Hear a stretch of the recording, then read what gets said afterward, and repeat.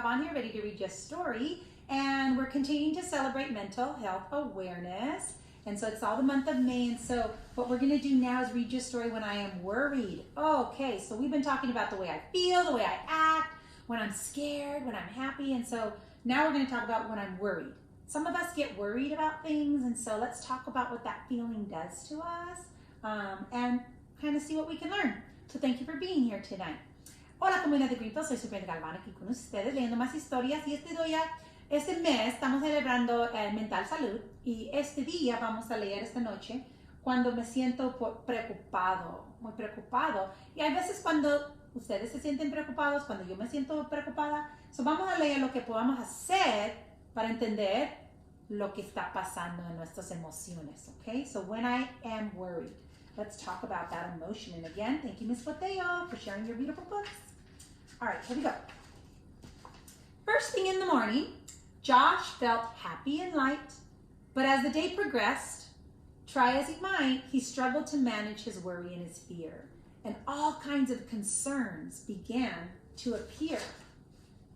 Josh worried about everything, big things and small. Although he tried to stay calm, he had no control at all. His tummy felt like it had butterflies inside. His heart wouldn't stop racing, and he wanted to cry. Josh carried this worry like a big sulky sack, weighing heavy on his back. At the doctor's office when it was time for his shot, he was trembling with fear and his head felt really, really hot. After his needle, Mom took Josh to the park. When he got close to home, the neighbor's dog started to bark.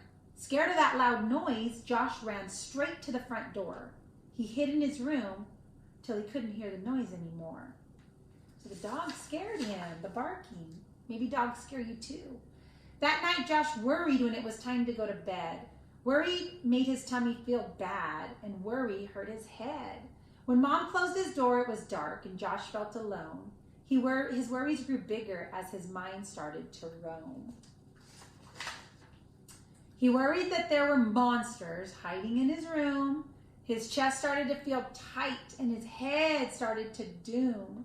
He worried that next time Mom took him to the park to play, she might forget him and at the end of the day. The next morning, Josh realized how to stop feeling bad. He should tell all his worries to his mom and to his dad. He told them how scary everything had started to feel and how even the small things felt like a really big deal. We all worry sometimes. It's normal, Mom said. We're proud that you're sharing what's going on in your head. When you tell us your fears, they get small and feel less real. We'll always be here to help soothe the worry that you feel. Getting shots is important. Don't worry about them again. Dr. Joe is so gentle. You shouldn't feel any pain. And Oscar the dog, well, he doesn't bark because he dislikes you. He's trying to say hello in that special way that doggies do. Now, let's see if we can find those monsters, Dad said. They searched all over Josh's room, under his bed, and Josh felt relieved after all the searching was done. There was no monsters in the room, not even one. To celebrate, Mom and Dad took Josh to the park, and as they passed Oscar, he greeted Josh with a friendly bark. The family played games and they laughed and they had lots of fun, and they all went home together when the playing was done. The end.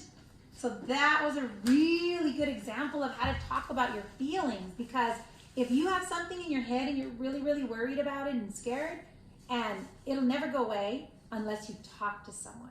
So this little boy told Mom and Dad and they helped him deal with it, and now he's a happier boy because what he thought was real wasn't really real. That dog was barking not because he wanted to bite him, but because he liked him and he was happy, and Josh didn't know that. So all of this is for you to remember.